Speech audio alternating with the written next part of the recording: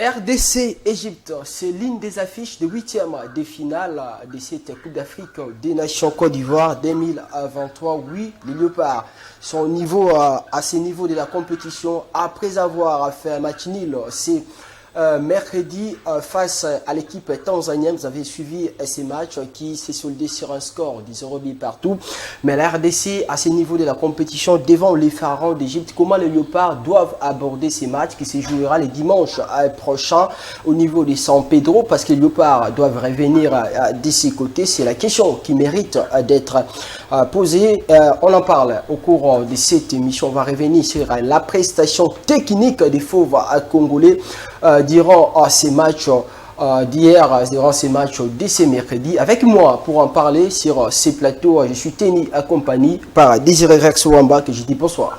Bonsoir Daniel, bonsoir à mon co-débatteur ici présent et bonsoir aussi à tous les spectateurs qui nous suivent de partout, les amoureux du ballon rond et les amoureux du sport en général. Alors autour de Joyce, nous sommes comment direct plutôt. Je suis tenu compagnie par Michel Gomba. Bonsoir Michel, bienvenue.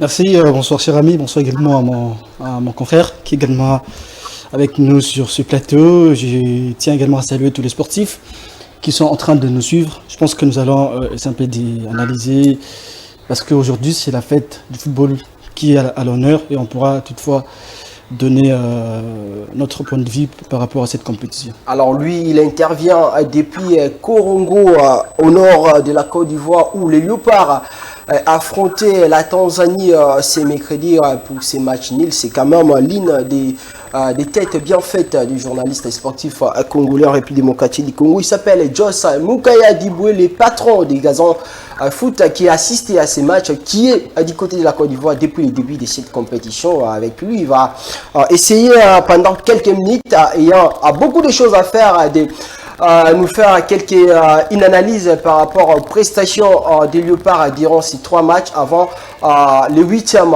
de finale. Joss Mukaya, bonsoir. Bonsoir Daniel Laï, bonsoir Désiré, bonsoir Michel Ngouma si je n'ai pas péché avec son nom. Ouais. Bonsoir à tous les téléspectateurs des CML 13 et à tous les amoureux du sport bien sûr. Alors, Joyce, à Korongo, les climats et de quelle manière, comment ça se passe là-bas, l'ambiance est au beau fixe? Au beau fixe, l'ambiance est totalement, en tout cas, aux aguets. Les Léopards de la RDC qui ont fait la fête hier après leur qualification dans le vestiaire, d'abord sur la pelouse et dans le vestiaire. Le public congolais sur place ont également fait la fête, malgré que la fête des Ivoiriens avait un tout petit peu dominé la fête congolaise. Et les Congolais sur place ont réussi également à faire la fête parce qu'il y a une délégation, une forte délégation, il faut le signaler, qui se trouve à Korogo pour suivre l'équipe nationale de la RDC, des Léopards, bien sûr, les journalistes, les animateurs, les supporters, les légendes, les anciens Léopards, ils sont nombreux et plusieurs autres dirigeants sportifs, ils sont là, l'ambiance est bonne et ça se passe très bien, la RDC, les Congolais sur place sont contents de leur qualification. Alors Joyce, vous étiez au stade hier justement avant le début de ces matchs RDC-Tanzanie au moment où les Léopards comptaient 2 points dans l'air vestiaire. Alors quelle était l'ambiance avant ces matchs? Est-ce que les supporters congolais qui sont sur place croyaient quand même à une victoire, ou bien la tête était tournée, ou bien le cœur des Congolais était tourné à ne fût-ce que pour négocier ces matchs, ou bien les gens croyaient à une victoire? La préparation d'abord avec Sébastien Desabre autour de l'équipe nationale était focalisée sur une victoire. La RDC ne voulait pas faire un match nul, il fallait au moins gagner une rencontre dans cette compétition pour aller jouer l'étape de huitième de finale avec une victoire au moins dans le JBCR. Mais malheureusement, il y a ces matchs nuls, le supporter attendait cela, le joueur voulait gagner. Bien sûr, il faut aussi tenir compte du fait que l'équipe nationale de Léopard de la RDC avait joué son dernier match de phase de poule, c'était le dimanche à San Pedro. Il fallait prendre l'avion lundi pour arriver à Korogo Et puis mardi, vous savez, ce sont les entraînements protocolaires juste pour préparer la rencontre pour jouer mercredi. Je pense pas que, à mon humble avis, après ce que j'ai vu, les Léopards étaient du tout prêts vraiment pour aller chercher cette victoire de gré ou de force. Vous voyez, la raison pour laquelle on a aussi joué sur un système conservatoire au lieu de gaspiller l'énergie, parce qu'on savait déjà en avance si on s'est qualifié comme deuxième, qui allait être notre adversaire. Alors pour affronter cet adversaire, il faudrait au maximum conserver de l'énergie. Je pense bien, ce sont les consignes de l'entraîneur, ça a changé peut-être sur l'heure du jeu. Lorsqu'on a compris que la Tanzanie ne pouvait rien nous faire, ils ont préféré conserver le jeu. Malgré tout, le Congolais reste sur leur soif d'une victoire. Une victoire qu'on a ratée de peu face à la Tanzanie, qu'on a également ratée de peu face au Maroc, et bien sûr qui était à notre portée face à la Tanzanie, qu'on n'a pas pu saisir. Est-ce que pour vous, c'était une meilleure manière de faire les choses? C'était, comment dirais-je, une bonne option prise par les staffs techniques de la RDC dès l'entame de ces matchs? Ça veut dire de demander aux joueurs de se présenter, de se comporter ainsi sur les terrains, donner cette impression comme si l'équipe était qualifiée au moment où on jouait justement pour avoir cette victoire, et puis vraisemblablement se qualifier, pas avec des calculs, avec beaucoup d'émotions. Bon, je ne peux pas confirmer que ça vient de l'entraîneur, parce que lui-même, Sébastien Desabre, a voulu cette victoire. Il l'a signifié lors de la conférence de presse d'après-match. Les joueurs aussi également, Kakuta l'a dit, il voulait une victoire, mais malheureusement, le nul pouvait aussi nous qualifier, et c'était important pour nous, parce qu'au coup d'envoi du match, déjà la RDC était qualifiée, étant deuxième avec 3 points. Déjà, il fallait attendre peut-être un miracle du côté de la Zambie, de San Pedro, où la Zambie affrontait le Maroc. Chose bien sûr impossible pour la Zambie avec l'actuelle forme du Maroc, comme bien même on a vu beaucoup trop de surprises, mais on connaît quand même les niveaux de l'équipe nationale de la Zambie. Et personnellement, je ne crois pas que cela soit vienne de l'entraîneur, Sébastien Desabre. Je ne crois pas. En tout cas, je ne crois pas. En voyant l'état d'esprit de l'équipe nationale, en voyant comment est-ce que la sélection poussait le banc de touche, la pression, tout le monde, le stade, parce qu'il n'y avait pas seulement le Congolais qui sont venus supporter les Léopards de la RDC, il y avait également les Maliens, les Burkinabés, les Béninois, les Ivoiriens eux-mêmes sont venus en masse pour soutenir l'équipe nationale de la RDC. Voilà, tout le monde s'attendait à une victoire. Malheureusement, je ne peux pas affirmer que l'issue d'un match nul pouvait être un souhait de l'entraîneur ou de joueurs qui devraient disputer cette rencontre. Alors justement, avant, dernière question, parce qu'on doit vous laisser, vous avez beaucoup de choses à faire là-bas sur les terrains. Mais d'une manière générale, quand vous avez suivi les 3 matchs joués par les Léopards de la RDC durant la phase des poules, quelle analyse pouvez-vous faire d'une manière générale de la prestation des Fauves Congolais durant à chaque match parmi les 3? Je dirais il y a eu une progression et une régression à la fin. Mais la régression de la fin, c'est dû au changement au changement dans le classement de l'entraîneur. Parce que pour la 3e journée, prenant la peau d'un analyste, je dirais que l'entraîneur n'avait eu besoin que de changer Bakambu, de remplacer Bakambu par Simon Bonza, pas par Maëlé Kalala, parce que le Kalala Maëlé, il est beaucoup plus fort lorsqu'il est remplaçant. Lorsqu'il entre à 20 ou 25 minutes de la fin de la rencontre, il est beaucoup plus performant. Il a prouvé face au Gabon, il a prouvé face au Soudan, ici dans la 6e journée éliminatoire de cette Coupe d'Afrique des Nations. Il fallait conserver ses joueurs, il fallait lancer peut-être Bonza qui allait monter sur le terrain avec autre objectif, laisser Cédric Bakambu sur le banc se reposer, parce que c'était aussi important pour cet avant-centre de l'équipe nationale de la RDC. Après le premier match où la RDC était beaucoup plus performant, le deuxième match où la RDC a prouvé au monde qu'il pouvait renverser n'importe quel adversaire, Le troisième match, on s'attendait quand même à une équipe de la RDC qui pouvait faire mieux. Le classement de l'entraîneur a fait en sorte que le chiffre, que l'équipe nationale puisse connaître une chute au niveau de sa progression. Avec ces changements, il fallait, à mon avis, il fallait pas monter Silas comme titulaire. Il fallait pas également monter Kala Maele comme titulaire. Mais bon, c'est là à jouer dans le jeu. Vous avez peut-être les statistiques de ces deux joueurs. Kala Maele qui n'a eu je dirais quoi, qui a frappé une seule fois, c'était aussi en déséquilibre. Silas presque inaperçu durant toute la rencontre. Mais bon, c'est le football, ça a permis peut-être à l'opinion aussi de comprendre que certains joueurs ne peuvent pas commencer comme titulaires.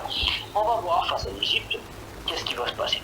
Qu'est-ce qui va se passer face à l'Égypte? Est-ce que devant l'Égypte, il faut continuer à croire à cette équipe de la RDC? Oui, d'abord, ça sera un match très difficile. Là, il faudrait que les Congolais le mettent en tête. Ça sera un match très difficile parce que l'Égypte peut se qualifier comme meilleur troisième, mais c'est une nation qui sait négocier ses matchs à élimination directe. Il faut que le Congolais puisse le mettre en tête. La RDC, depuis 1998, 1998, la RDC n'a plus cette âme-là de savoir comment négocier le match à élimination directe. On a vu le miracle de 2015 devant le Congo-Brazzaville. C'était aussi difficile pour la RDC parce que mener 2-0, il fallait des dizaines de discours pour que ces joueurs puissent se réveiller. On a vu le Léopard en 2017 face au Ghana. C'était un Léopard qui, après une brillante des brillantes prestations pendant la phase de groupe, avait pêché devant un Ghana qui n'avait pas aussi un niveau que celui de la RDC de l'époque. Également en 2019 en Égypte, lorsque la RDC se qualifie comme meilleur troisième, elle rencontre Madagascar qui le fait débarquer de la compétition. Cela prouve simplement que la RDC, depuis 1998, n'a pas su négocier ses matchs à élimination directe. Alors c'est là, ça va se jouer devant une équipe d'Égypte qui, à sa tête, a un joueur comme Mohamed Salah. Mohamed Salah, il faut le rappeler, depuis que l'Égypte a fait son comeback au niveau de la Coupe d'Afrique des Nations, c'était en 2017, parce qu'après 2010, l'Égypte a raté 3 éditions de la Coupe d'Afrique, c'était 2012, 2013 et 2015. Depuis son retour en 2017, avec à sa tête Mohamed Salah, l'Égypte a joué 2 fois la finale de la Coupe d'Afrique. Vous voyez, c'est une équipe qui a soif de remporter cette compétition et il va aborder cette rencontre avec cette envie-là de venir remporter, battre la RDC et puis aller chercher le Mali ou encore quelle nation, le Burkina peut-être, pour s'initier en demi-finale et pour ne pourra pas se retrouver en finale. Il ne faudra pas négliger cet adversaire parce que déjà dans le palmarès, ça prouve que c'est un adversaire qui nous cause beaucoup de problèmes. Il faudrait être beaucoup plus vigilant. Alors, merci beaucoup à Joyce Moukaya depuis la cité du Poro au nord de la Côte d'Ivoire. Merci d'avoir répondu à nos questions. Je rappelle que vous êtes le patron du Gazon Foot aussi, mais également directeur des programmes chez Inos Télévision. Merci Joyce. Merci beaucoup. Et puis bonne journée à vous à Congo où il est 14h27 si je ne me suis pas trompé. Exactement, c'est ça. Merci Joyce, de bonnes choses. Et puis bonne continuité du travail. Merci beaucoup. Merci Daniel. Ok, merci. Alors, Désiré Rexouamba, on a suivi l'intervention, les précisions, bien les analyses de Joyce Moukaya qui séjourne du côté de la Côte d'Ivoire avec l'équipe nationale. Mais d'abord, on va revenir en arrière sur la même question que j'ai posée à Joyce au rythme de cette émission. Vous avez suivi ces matchs. RDC Tanzanie, 0 but partout, au moment où beaucoup de Congolais, beaucoup de gens espéraient peut-être avoir l'équipe de la RDC enregistrer sa première victoire, mais malheureusement, ce n'était pas arrivé. On termine avec ces scores vierges des 0 buts partout. Vous, quelle analyse pouvez-vous faire de cette énième match nul enregistré par les Léopards et pourquoi pas de cette qualification en 8e de finale?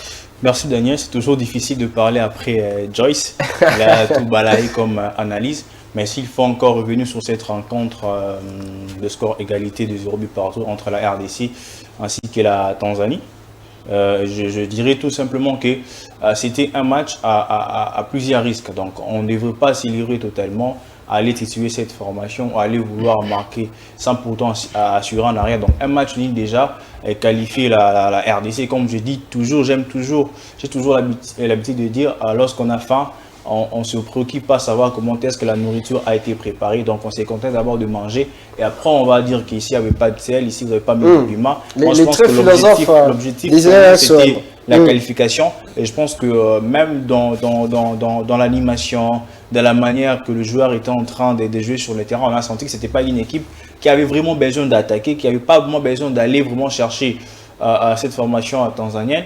Et on savait tous que cette formation s'appuyait sur un certain Ali Boissamatin, ex-attaquant de TP qui a fait mal à la défense congolaise. Bien sûr, il a été très bien aussi maîtrisé par Chancel Mbemba ainsi que Dylan. Moi, je pense que c'est une qualification, et je pense qu'avec la formation égyptienne, on va vraiment redoubler les efforts, on va vraiment mettre une équipe en place pour pouvoir contrecarrer ou pourquoi pas mettre hors de la compétition cette formation égyptienne qui est toujours une équipe qui nous fait toujours du mal. Lorsque je regarde, je consulte un peu l'historique des rencontres, les 5 dernières rencontres face à l'Égypte, on n'a jamais gagné la formation égyptienne. Moi je pense que la RDC a du pain sur la planche, a beaucoup de chats à fouetter par rapport à la rencontre qui est juste avant nous qu'on va jouer contre l'Égypte. Et on n'a pas senti vraiment des joueurs, comme Josh disait tantôt, le classement aussi a fait en sorte que nous puissions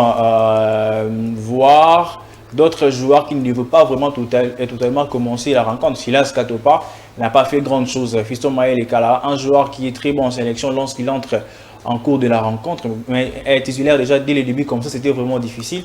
Gaël Kakuta l'a cherché avec 2-3 ballons en profondeur, mais il n'a pas réussi à pouvoir propulser les ballons au fond du filet.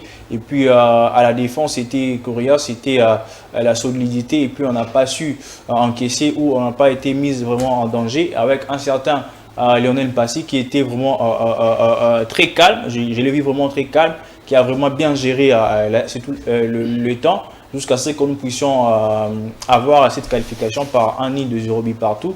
Et Arthur Massoir, il était impeccable, le milieu de terrain comme d'habitude ils ont assuré, mais sauf que du côté de l'attaque, depuis je pense que même en dehors de cette compétition, ça fait pratiquement 6 matchs qu'on a joué, qu'on n'arrive pas vraiment à scorer, à marquer 2 ou 3 buts. C'est vraiment un problème réel, c'est pas seulement dans cette compétition. Moi je pense que Sébastien Desabre va vraiment vite, très vite pouvoir trouver des solutions, parce que on a des attaquants, on a des dribbleurs, on a des joueurs percutants, mais on a aussi des buteurs, parce que Yo Awissa, souvenez-vous, dans son club habituel, c'est un ailier, mais qui se transforme souvent en un avant-centre, qui sait enrouler les ballons au fond du filet, il sait vraiment marquer. On a Bakam qui est notre buteur naturel.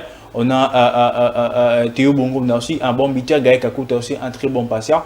Mais on n'arrive toujours pas à trouver le filet adverse. Moi, je pense que on doit vraiment travailler, parce que c'est l'inefficacité devant le but nous fragilise un peu, parce qu'on on crée plusieurs occasions, mais on n'arrive pas à concrétiser ces occasions par rapport au classement. Moi, je pense que le classement est déjà très bien. Même sur le banc, sur le terrain, on a des joueurs, on a des talents, mais je pense Sébastien Desabre, j'allais dire Hector Cooper, Sébastien Desabre doit vraiment travailler avec nos léopards, nos attaquants devant le but. Je pense que ça va faire vraiment quelque chose de très bien, et on doit aussi savoir comment négocier les coups de pied arrêtés. Si on n'est pas capable de marquer encore une rencontre avec des actions, mais quand même lorsqu'on a des coups de pied arrêtés, des corners, on a des coups francs, on doit vraiment savoir comment les concrétiser ou les convertir en but. Ça sera vraiment quelque chose de très bien pour la sélection nationale de la RDC. Alors Michel, vous, comment vous avez trouvé les comportements, l'aptitude des fauves, des athlètes congolais sur les terrains? On commence les matchs au moment où on avait besoin, à défaut d'un match nul, d'une victoire de le début, on voit une équipe qui a donné l'impression de ne pas être pressée, de ne pas courir derrière les scores, pour garantir la qualification, il fallait un moment commencer à gérer à travers Lionel Mpassi-Ndiaou, en passant même par les médiateurs et les attaquants congolais. Est-ce que cette attitude, ou bien cette méthode adoptée par les fauves congolais était-elle dangereuse pour cette équipe dans la manière où la Tanzanie, si elle marquait avant nous, ça allait nous compliquer au finish?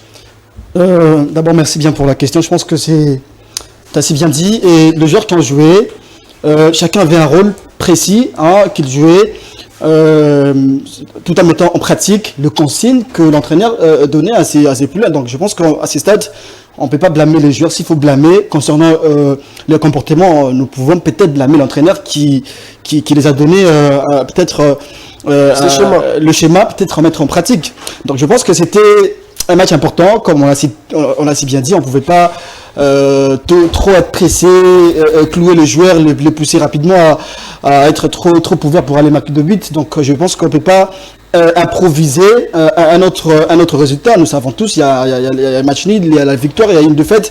Mais nous devons aussi regarder ce qu'on avait comme avantage, parce qu'on ne pouvait pas du coup aller rapidement pour impressionner. Vous voyez, on risque de peut-être d'encaisser de but et ça allait peut-être nous causer un peu de problème. Et il y a aussi un problème de finition, comme l'a si bien dit mon frère. Je pense qu'on a un petit problème on n'arrive pas à maximiser justement à maximiser nos chances pour marquer des buts lorsqu'il y a des occasions, et ça pose problème. Il y a des choses à éviter, parce que dans ce genre de match, il faut toujours être prêt pour marquer. Lorsque vous avez une occasion, 2 ou 3, il faut chercher pour marquer ne fût qu'une, pour avoir au moins une conviction. Donc du coup, on n'arrive pas à capitaliser sur toutes les actions. Donc même le classement, vous allez vite comprendre qu'il y a un petit problème. J'étais d'accord avec Sébastien concernant le choix de Fiston Kalala. Pourquoi? Parce que Kalala a la maîtrise du football tanzanien, parce qu'il a au moins 70% du football tanzanien. Il a y a passé des moments. Il fut également parmi les grands joueurs au niveau de la Tanzanie. Donc je crois que c'était une occasion pour lui de exposer ce qu'il a capitalisé pendant qu'il a joué justement pendant pas mal de saisons au niveau de la Tanzanie. Malheureusement, il a tapé à côté. Mais le choc que je n'avais pas du tout apprécié, c'est de voir Silence Katompa commencer le match. Je crois que c'était pas un très bon choix pour moi. Pourquoi? Parce que il ne devrait pas commencer. Parce que nous avons vite compris que Sébastien a également cédé sous la pression de ce que les gens disent. Vous voyez, un entraîneur ne peut pas baser ou mettre en pratique ce que les supporters disent. Vous voyez, donc c'est là aussi, c'est à ces moments-là que nous connaissons un entraîneur qui est responsable. Je l'ai toujours dit qu'un responsable, c'est quelqu'un qui est capable de résoudre le problème. Lorsque vous êtes entraîneur, vous allez faire ce que vous voulez, ce que vous faites en tant que travail. Vous suivez ce que les gens disent. Il faut laisser Bakambu et puis titulariser Fiston Kalala Mayele, et en tant qu'entraîneur, vous mettez ça en pratique. Et pourtant, nous avons sincèrement suivi à combien plus forte raison que Cédric était très important dans ces matchs. Je crois qu'à ces stades, nous devons commencer à fignoler 2 joueurs. Parce que déjà, on parle de l'Égypte, une grande nation, la nation la plus titrée au niveau continental. C'est pas facile. C'est comme en Ligue des Champions. Si vous voulez aller rapporter l'UEFA, vous devez d'abord éliminer le Real Madrid. De même que nous, si nous voulons aller chercher à paraffer cette étoile, il nous faut impérativement éliminer justement l'Égypte. Mais c'est pas facile pour battre l'Égypte. Je crois qu'on pourra toutefois proposer également des pistes de solutions. Mais sinon, c'est un match qui est déjà arrivé. On a eu quand même avoir une qualification. Bravo à tous les joueurs, bravo au staff technique, mais ils doivent travailler d'arrache-pied pour éradiquer des petites erreurs, parce que face à l'Égypte, c'est pas un match facile, c'est un match qui s'annonce riche et en couleur justement. Alors, Désiré, là, on nous illustre ces classements, les 4D3-1 proposés hier par Sébastien Dessarbre ensemble avec ses collègues du staff technique de la RDC, où on voit quelques changements tels que celui de Silas Katopa, des fistons, Kalala aussi, Batumbi Sika, qui avait remplacé contre la Zambie Ilonga Abaka, et contre le Maroc, Varane, qui était titularisé hier, comme d'habitude, comme ce fut le cas lors des éliminatoires. Est-ce que ces changements étaient-ils importants? Est-ce que c'était il fallait qu'on change ce classement, il fallait qu'on puisse mettre un certain Bakambu sur les bancs, comme le disait tantôt Michel, parce que les gens on dit ce qu'ils avaient dit par rapport à la prestation de Bakambu. D'une manière générale, comment vous avez trouvé ces 11 de départ proposés par Sébastien Dessart? Dans le monde sportif, on dit une chose, on ne change pas l'équipe qui gagne.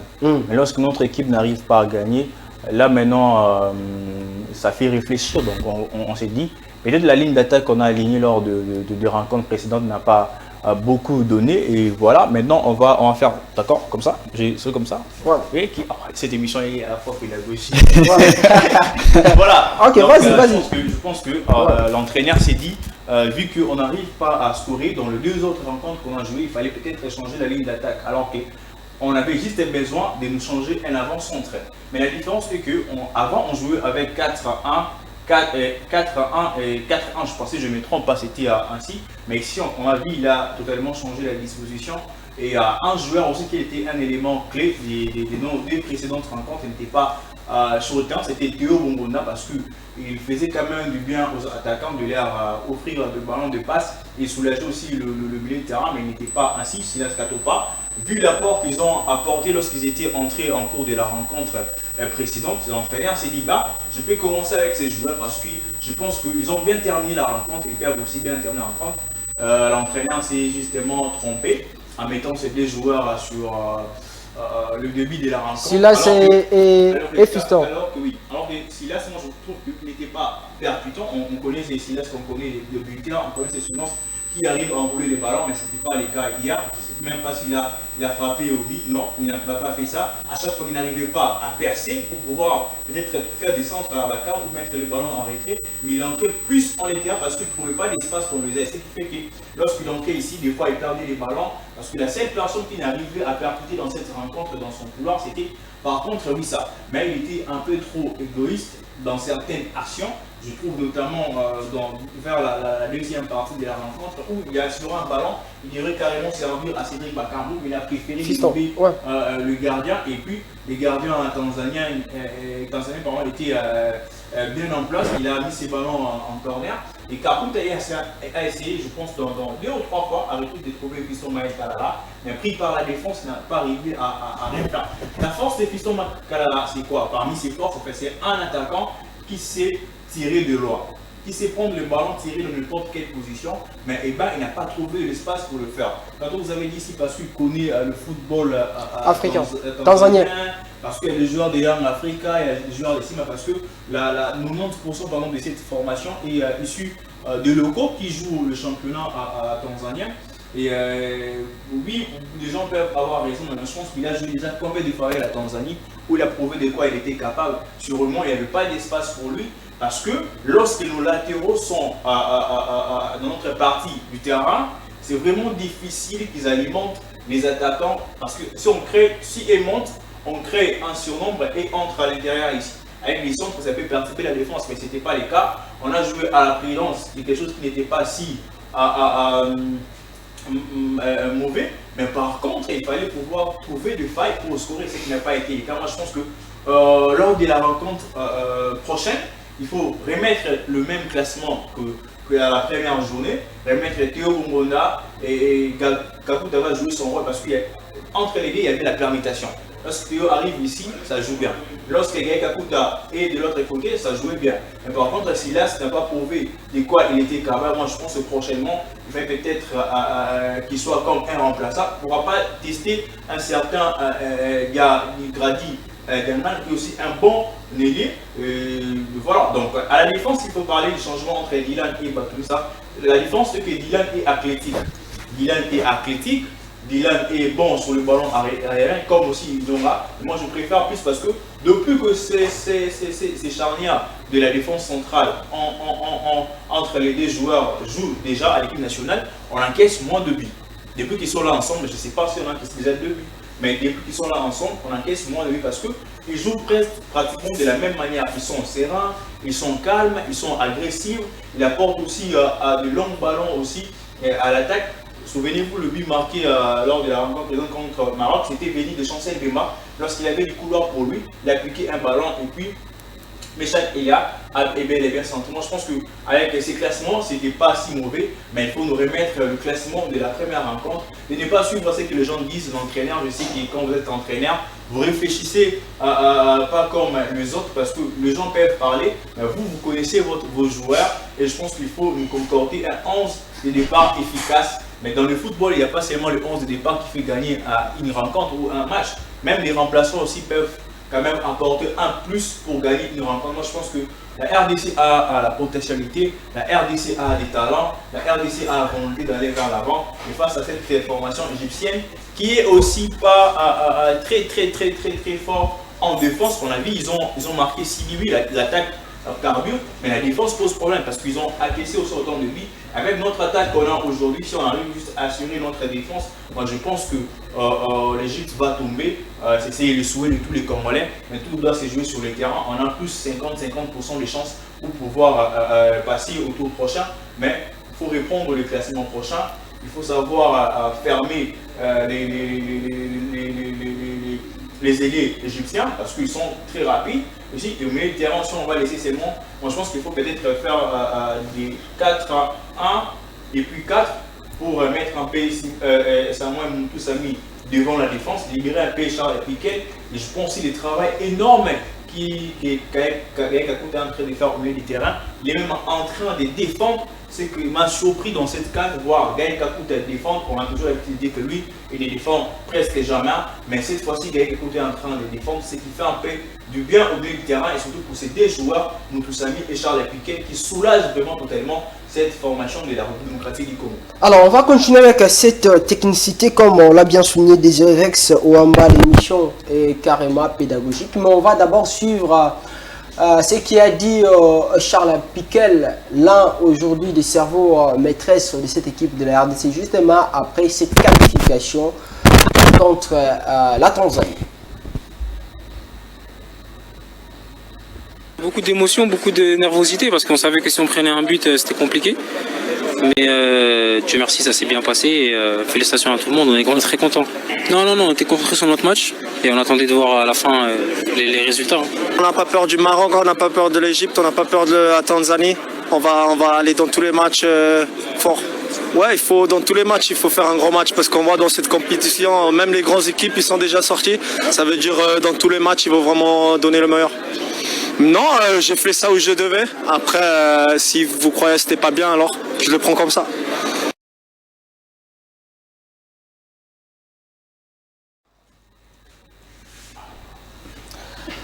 On n'a pas peur de la Tanzanie, on n'a pas peur de la Zambie, on n'a pas peur de l'Égypte. La détermination de Charles Piquet qui reste dans les staticos, il reste au 7e ciel, il est confiant de ce qu'il est, il est confiant de ses collègues, il est confiant de cette équipe de la RDC. Mais cette confiance, il faudra la démontrer sur les terrains contre les pharaons d'Égypte. Parmi les grandes formations africaines de football, plusieurs fois champion de cette Coupe d'Afrique et des Nations le dimanche. Ça sera un autre jour avec d'autres ambitions, avec des déterminations différentes de part et d'autres. Michel, vous avez suivi la réaction de Charles Piquet. Pour vous, sur le plan technique, qu'est-ce qui n'a pas marché lors de ces 3 premiers matchs livrés par le Léopard pour cette étape des phases des poules qu'il faudra illico presto modifier pour permettre aux fauves congolais de sortir la tête de l'eau devant les pharaons d'Égypte?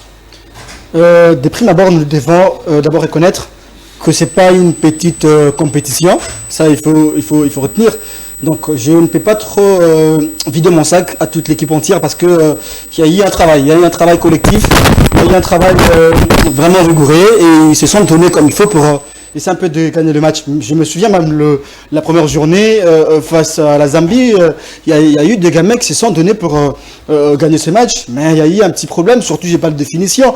Donc ce sont de petites erreurs à éradiquer pour ne pas risquer face à l'Égypte, vous voyez. Donc c'est ce qui m'a beaucoup plus permis, poussé à la réflexion pour exemple proposer à toute l'équipe entière. Je crois que même les gens qui travaillent des connivences avec Sébastien doivent au moins apporter une pierre à l'édifice. Donc je parle des entraîneurs assistants, ce qui sont avec lui. Donc est-ce qu'ils travaillent vraiment, chacun joue vraiment son rôle? Parce que nous le disons qu'un entraîneur aussi ces entraîneurs doivent aussi avoir cette capacité de travailler sur, nous avons parlé des niveaux, les niveaux de joueurs. Ça veut dire vous prenez, vous orientez également le joueur, vous regardez les niveaux que le joueur a, vous travaillez son niveau et vous poussez, vous pouvez aussi permettre le joueur, ça veut dire orienter les joueurs. Donc ça peut arriver à un certain niveau. Vous regardez comment, parce que parmi les joueurs, on prend, si vous regardez même, je crois qu'on va y arriver,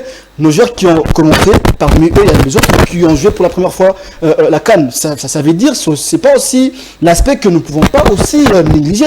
Jouer une haute compétition la plus prestigieuse au niveau continental pour la première fois, certes, il y aura toujours de lacunes, mais il faut travailler sur ces lacunes pour y arriver. Donc, j'ai suivi sa conviction, j'aime sa détermination, sa profession de foi. On n'a pas peur de l'Égypte, on n'a pas peur du Maroc, mais vous dites que vous n'avez pas peur, mais vous devez aussi vous préparer, parce qu'on ne peut pas chanter plutôt la guerre avant la victoire ou être optimiste, parce que vous jouez bien plutôt. Donc une fois que vous avez cette propre conviction, vous devez exposer cette conviction en jouant justement le match. Donc attendons voir comment ils vont se comporter face à l'Égypte. C'est là que moi je prends le courage de dire que forcément il avait raison de dire qu'on n'a pas peur de l'Égypte, parce que forcément il faut donner un peu du respect à la nation la plus titrée, parce qu'elle peut vous faire surprendre même par ses pouvoirs ancestrales, que je peux énumérer. Son expérience peut compter.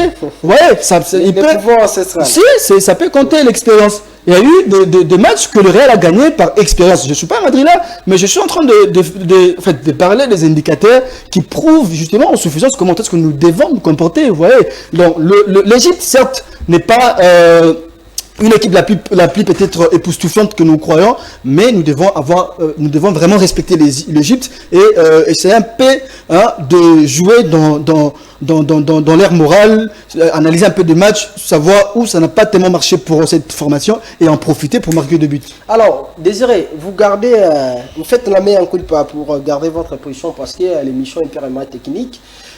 On reproche à cette équipe de la RDC d'ici créer des actions, beaucoup même, mais une équipe qui n'arrive pas à marquer. On va jouer contre l'Égypte. Ça va nous demander qu'on puisse marquer soit en premier, soit égaliser, ou pourquoi pas marquer encore pour gagner ces matchs. Pour en finir, pour sortir la tête de l'eau, pour ne plus revenir dans ses défauts, vous, quel système que vous pouvez proposer à l'entraîneur aujourd'hui, quel schéma qui va aider certainement cette équipe de marquer, pourquoi pas aujourd'hui, les dimanches, aller même au-delà des 2 ou 3 buts? Je ne sais pas si Sébastien Dessa va me suivre. Mais non, il va nous suivre parce qu'il est en train de suivre ce que les gens disent. Pour pouvoir répondre à cette question, vous avez tantôt dit ici, qu'est-ce qui n'a pas marché techniquement pour que la RDC n'arrive pas à scorer dans cette CAN? Bon, je dirais tout simplement que lorsque vous voyez peut-être je ne sais pas si les gens m'écoutent très bien. Okay. Lorsque vous voyez la configuration de cette formation et le profil des joueurs que vous avez, tout à fait normal qu'on n'arrive pas à beaucoup scorer. Pourquoi? Parce que déjà, nos ailiers se servent des appels de l'avant-centre. Parce que vous avez vu le but que Silas Kato avait marqué lors de la deuxième rencontre. Vous allez voir que quand elle a été en partie, il avait amené avec lui 2 défenseurs marocains. Et puis Silas, oui, ça, il était juste dans la surface où Meshak a mis les ballons en retrait. Mais ce qui nous pose problème ici, ils ont toujours tendance des fois d'entrer en intérieur. Et ce que l'avant-centre doit faire, c'est faire des appels. Lorsqu'il fait des appels, il amène avec lui la défense et ils auront peut-être de l'espace pour scorer. On a vu la passe décisive de Cédric Bakam, c'était sur les appels, contre-appels. Et je pense que c'était Chancel Bemba qui avait fait une longue passe à Cédric Bakambu et Cédric Bakambu avait passé à Yawawissa et puis on avait marqué. Donc moi je pense que nos latéraux doivent être présents dans les cas adverses, apporter un peu plus. S'ils doivent faire du surnom, machin, il faut commencer à mettre les ballons dans les retraits et on va facilement scorer. Moi je pense que c'est par rapport à ça que Sébastien Décembre doit vraiment parler à ses poulains de pouvoir scorer, parce que ici, Alex, pardon, s'il vous plaît. Oui. On dit aujourd'hui que c'est une équipe qui produit quand même un bon jeu, qui ne saute pas les lignes.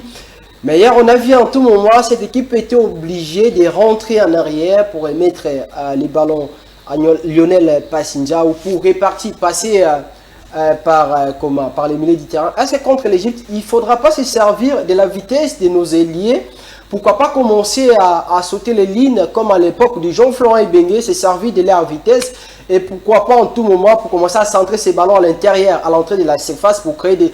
pourquoi pas tenter de marquer en tout moment. Pour le match d'hier, moi je pense que c'était des consignes. C'était clair que lorsqu'on était en train de voir le match, on n'était pas pressé, on n'avait pas envie d'attaquer, on n'avait pas envie d'aller de l'avant. Voilà pourquoi on était en train de jouer dans notre cas aussi, dans notre camp. Et aussi avec nos latéraux, depuis que la compétition a commencé, il y a moins de débordements, il y a moins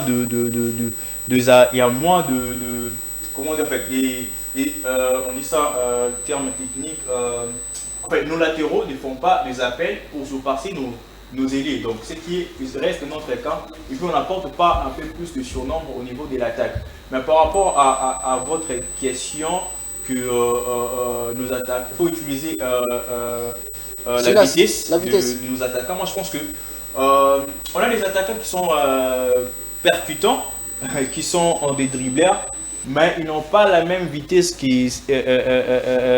Meshak Elia. Lorsque Meshak Elia joue, c'est différent de Silas Katopa, c'est différent de Yo Awissa, c'est différent de Théo Bongona. Parce que Meshak Elia part en vitesse et centre les ballons. Mais par contre, à chaque fois que Yo Awissa a les ballons, il a toujours tendance à entrer à l'intérieur. Et lorsque peut-être Atou Mansok doit suivre, passer là-bas, créer des surnoms, peut-être on va le passer les ballons pour marquer, ce qui n'est pas le cas avec la République démocratique du Congo.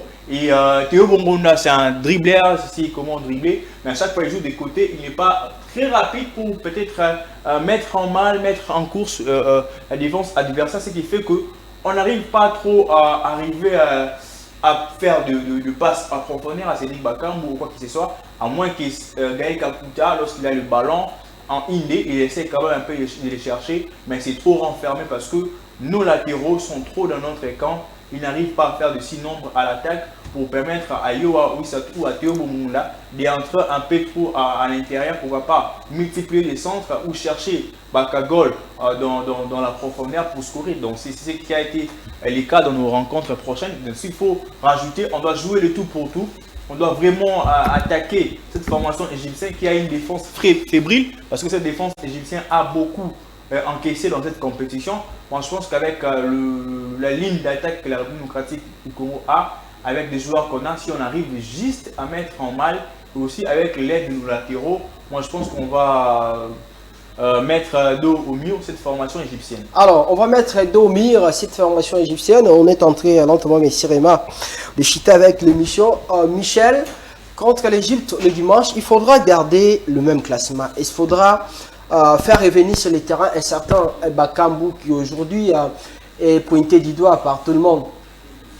Non, moi je crois que nous devons sincèrement rectifier. J'avais parlé de rectifier ce classement parce qu'il y a eu de petites erreurs.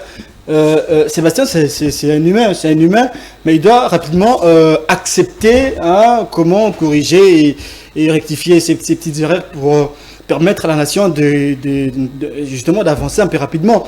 Donc à ce stade, j'aurais proposé ceci. Donc je crois que je dois être comme ça parce que avec les micros, ça pose un peu de problème. Voilà. Je dois me forcer pour donner mon point de vue.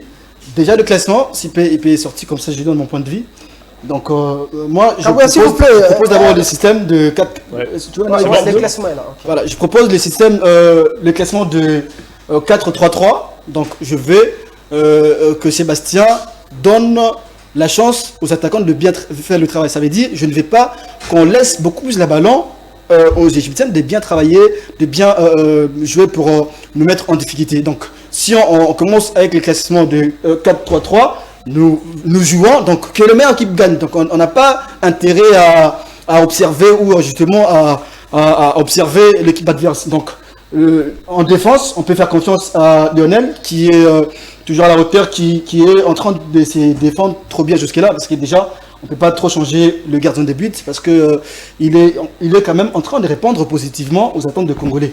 Donc latéral droit, je crois qu'on peut faire confiance à Gédéon Kalulu. C'est vrai que le match ne se ressemble pas. On a vu Gédéon lors de la première journée face à la Zambie qui était à la hauteur. On a vu Gédéon Kalulu face au Maroc qui était à la hauteur. Lui qui faisait au moins des centres qui permettaient, lui qui montait pour faire des centres. C'est vraiment des matchs qu'il a bien joué. Je crois que face à la Tanzanie, il était au moins en difficulté, ça il faut reconnaître. Mais face à l'Égypte, il peut peut-être faire plus mieux que ce qu'il a fait face à la Tanzanie. Donc, latéral gauche, on peut faire confiance toujours à Arthur Maswaku, qui est toujours à la hauteur. Moi, d'ailleurs, j'aurais souhaité qu'il soit automatiquement vice-capitaine parce qu'il a l'esprit de gagnant, de champion. Il n'a pas peur, il s'implique souvent pour faire la différence. Et l'axe central, il faut titulariser Chancel Mbemba, qui est toujours à la hauteur, et puis Dylan. Je crois que ce sont des axes centraux, comme l'a dit mon confrère, qui sont en train de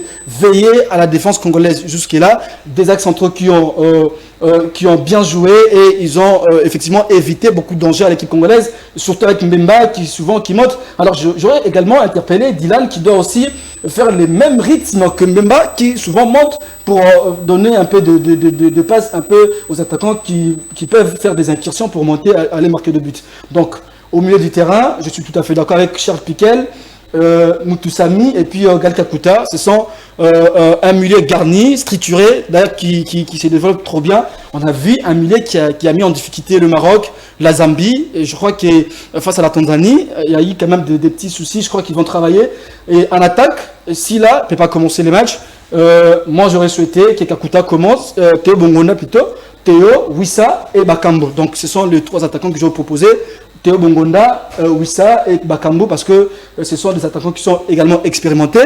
Je profite de la même occasion pour interpeller au moins certains Congolais qui vidaient souvent la sec à Bakambo. Vous voyez, c'est pas intéressant. Nous devons être des sportifs. C'est qui un sportif? C'est quelqu'un qui accepte de soutenir le joueur pendant ces moments troublés. Aujourd'hui, Bakambu est devenu mauvais. Hier, c'était Mbokani. Aujourd'hui, c'est Bakambu qui est mauvais et Kalala qui est bon.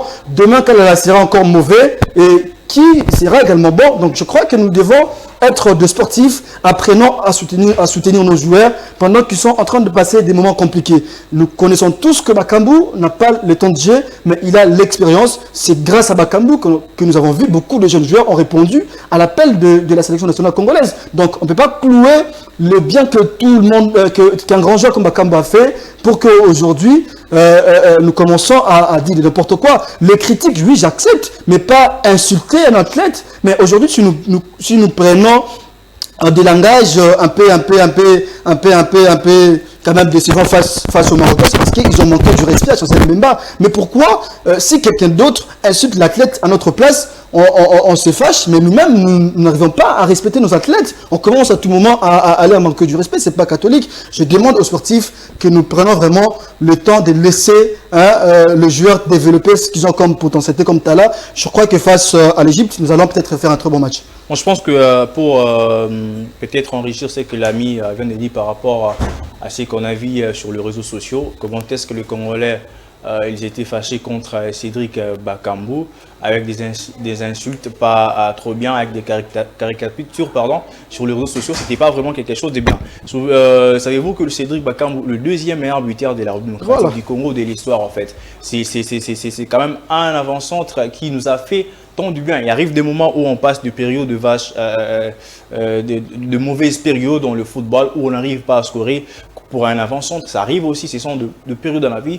Tout le monde dans la vie a une période où ça ne marche pas. Et je compte que Cédric Bakambu, qu'on est en train de vilipender ou d'insulter aujourd'hui, c'est lui qui avait fait la passe décisive pour le match contre Zambie de 1 but partout. Il avait quand même aussi joué son rôle. Il n'a pas arrivé à marquer, mais il sait quand même faire marquer les autres. Moi, je pense qu'à un moment, oui, je comprends la frustration. On a vraiment faim d'une victoire. On veut vraiment gagner. Et après aussi, c'est le football. Il n'est pas le seul attaquant au monde grand qui a raté un penalty. Savez-vous que l'Afrique a manqué de jouer, je pense que de la demi-finale de la Coupe du Monde avec Guillaume Asamoah qui a raté un penalty. Lionel Messi a fait rater la Coupe à l'Argentine. Et Cristiano Ronaldo, il a aussi raté un penalty avec Portugal. Moi, je pense que tous les grands joueurs dans le monde ont quand même eu des moments difficiles, mais ce sont nos soutiens à nous qui feront en sorte que ces joueurs-là puissent encore se surpasser et aller de l'avant. On a vu Giroud à la Coupe du Monde avec 0 but, mais il était toujours titulaire parce que non seulement il marque, mais il apportait un peu plus à la défense. Il soulageait l'attaque aussi avec sa position ou son positionnement sur le terrain avec ses appels. Ça faisait en sorte que l'équipe puisse, c'est bien ces sentiments. Je pense qu'aujourd'hui, on doit arrêter un peu avec ça. C'est ça, ce genre de comportement qu'aujourd'hui, le football congolais, d'abord sur le plan national, souffre de fair play. De la sécurité, des fair play lorsque vous voyez un derby qui s'arrête à la 33e minute. Là, vous parlez du match Vita Imana qui s'était passé le jour où la RDC a joué, c'était vraiment décevant. Ce n'est pas une première fois que ces genres de derby s'arrêtent en cours de match et on ne sait pas qui était le gagnant parce que l'autre camp a obtenu un penalty. Alors, qu'est-ce que vous a dit que Pernamboundé allait marquer ces penalty? Qu'est-ce qui vous a dit que DCMP allait perdre cette rencontre? Moi, je pense qu'on doit quand même faire preuve de fair play et surtout, nos stades ne sont pas sécurisés. On a un très problème de la sécurité à nos stades. Les gens entrent facilement sur l'RDG et peuvent même toucher aux joueurs. Donc, ça met en danger la vie des gens qui sont venus regarder les matchs. Ça met en danger la vie des officiels. Ça met en danger les athlètes sur l'RDG. Moi, je pense que pour moi, je souhaite, comme ça s'est fait du côté de Lubumbashi, que le derby quinois soit joué peut-être dans une autre ville ou dans un stade en huis clos, sera faire en sorte qu'aujourd'hui, les supporters puissent être éduqués de façon que de ne pas toujours s'aimer les autres parce que le stade n'est pas un endroit de règlement des comptes, le stade n'est pas un endroit de venir montrer à la face du monde qu'on est deux voyous, venir montrer à la face du monde qu'on est capable toujours de mettre des mains. Comment les sponsors viendront sponsoriser notre championnat si on n'arrive pas à nous mesurer? Moi, je dis que le playoff encore, ça sera très difficile parce que ce sera des grands matchs avec des grandes équipes. Donc, avec ce qu'on a vu lors du derby, ça montre déjà l'image de ce que ça sera le playoff. Moi, je pense que les autorités doivent prendre des décisions adéquates pour permettre que le sport ou le football, la Ligue Foot, se poursuive jusqu'à la fin de cette saison. Alors, je vais vous donner les compositions de ces remakes du quart de finale, dans les rendez-vous, des retrouvailles, des bonnes guerres entre les équipes. D'abord, qui va commencer le samedi 27 entre les Angolais contre les Namibiens. Il sera 18h. Ensuite, à partir de 21h, pile, les Super Girls du Nigeria feront face aux Lions indomptables du Cameroun dans la bataille de la frontière terrestre. Le dimanche 28, la Guinée équatoriale fera face à la Guinée et Conakry à partir de 18h, tandis qu'à 20h juste, la République démocratique du Congo va croiser les bottines avec les pharaons d'Égypte. Ces huitièmes de finale vont se poursuivre le lundi 29 janvier courant avec les rencontres Cap-Vert 18h juste contre la Mauritanie. À partir de 21h pile, le Sénégal va croiser la Côte d'Ivoire dans la guerre des grands au niveau de l'Afrique. Tandis que les mardis, pour finir cette étape de huitième de finale, les Mali fera face au pays des hommes, intègre les Burkina Faso et le Maroc. Lui va affronter la Sud-Afrique. Voici les compositions pour ces huitièmes de finale de la Coupe d'Afrique des Nations Côte d'Ivoire 2023 des Rex. On est en train de chiter avec l'émission. Un mot concernant ces compositions, les compositions des rencontres des quarts de finale. Des très belles affiches parce que cette CAN nous offre des surprises agréables et désagréables pour les uns et pour les autres. Moi, je pense que lorsqu'on regarde peut-être Nigeria-Cameroun, c'est une grande rencontre qui va mettre entre des nations de football. Nigeria qui avec Osimhen, Cameroun aussi avec d'autres joueurs qui sont critiqués lors de deux précédentes rencontres de matchs de poule, mais quand même ils sont arrivés à se qualifier avec beaucoup de souffrance. Lorsqu'on regarde Angola-Namibie, l'une des rares nations de football en Afrique, entre guillemets petite, mais aujourd'hui, elle est en train de montrer à la face du monde qu'ils sont en train de grandir et ils peuvent encore créer des surprises. Lorsqu'on a Cap-Vert qui a réussi à tenir en échec l'Égypte, à sortir de même poule que l'Égypte a été en premier. Moi, je trouve qu'il y a quand même des surprises que cette formation est en train de nous garder. La Mauritanie aussi, même vous avez le Maroc, Afrique du Sud, un grand match. De l'autre côté, on a Mali, Burkina Faso aussi, un grand match. Moi, je pense que Côte d'Ivoire, Sénégal, c'est une autre finale. Moi, je pense que c'est d'ailleurs une finale aussi avant l'ère. Et les Ivoiriens qui venaient de ramasser une humiliation à domicile en tant que pays organisateur sur le score de 4-0 face à une équipe, à une nation qui ne sont pas trop connus sur le football, le continent, mais qu'ils arrivent quand même à mettre dos au mur les éléphants, même avec sa taille, quand même, ils sont tombés. Moi, je pense qu'ils ont une occasion de plus de se relever, mais avec face à quel adversaire, les Sadio Mané et les autres, ça sera vraiment morceau dire pour eux. Mais moi, je pense que c'est le football, tous ces jours sur le terrain, des choses aussi peuvent changer. Et pourquoi pas, les éléphants vont se qualifier parce que ça, c'est une offrande, ça, c'est une occasion en or pour eux. Mais devant eux, quand même, il y a Sénégal, pas aussi le tenant du titre de l'Afrique. Donc, c'est pas facile. Alors, Michel, 30 secondes, vous aussi, vous répondez à la même question, mais vous, concernant ces matchs à Côte d'Ivoire, Sénégal, la Côte d'Ivoire, qui n'a pas donné une bonne impression depuis le début de cette Coupe d'Afrique des Nations, pensez-vous que les éléphants peuvent se relever le plus vite que possible pour sortir la tête de l'eau et cette fois-ci devant le Sénégal? Déjà, je peux choquer les Ivoiriens, passez-moi l'expression. On peut dire qu'aujourd'hui, on voit la Côte d'Ivoire comme le Qatar d'Afrique. Vous organisez à un moment donné, vous n'êtes pas à la hauteur. Je crois que ça doit les interpeller, d'éviter un peu d'orgueil, parce qu'ils ont vraiment le petit démon d'orgueil. Ils pensent que c'est parce qu'ils ont organisé, ils peuvent facilement gagner 2 équipes. Donc je crois que c'est pas facile, c'est un match vraiment très difficile pour toutes les deux nations. Je crois qu'il y a aussi un aspect, parce que les Ivoiriens ne jouent pas vraiment le rôle de 12e homme. Le supporter ne joue pas, n'accompagne pas forcément l'équipe à la victoire. Donc ils viennent nombreux au stade, mais ils ne viennent pas forcément pour contribuer à la victoire de l'équipe. Donc je crois qu'ils doivent travailler. Et je crois que c'est la CAN qui est en train de confirmer la vraie renaissance du football africain. Et j'ai même choqué les Européens. Je peux dire aujourd'hui que la CAN est meilleure que l'Euro, parce qu'on voit des exploits, l'Angola qui termine leader. On ne le croyait même pas, l'Angola qui n'a jamais gagné 2 matchs dans une phase finale de la CAN, qui gagne 2 matchs, c'est un exploit. Je crois que c'est ça. Donc on a même vu en termes d'achat de droits télé, de chaînes partout dans le monde qui ont acheté, ça confirme forcément le football africain qui est en train de démonter. Et je peux dire qu'aujourd'hui c'est possible de voir la République démocratique du Congo renverser le pharaon dans la mer Rouge. Il nous faut tout simplement de mettre un peu du sérieux. C'est possible de battre l'Égypte pour se qualifier à l'étape suivante. Alors, belle émission, émission technique sur le plan technique et pédagogique. Merci Désiré. C'est pas facile, la saison de cours d'entraîneur. Merci beaucoup, merci Désiré, merci à Michel Ngoma. Merci cher ami. Merci à Joss Moukaya Diboué qui a intervenu dans cette émission à travers un appel audio depuis Korongo au nord de la Côte d'Ivoire.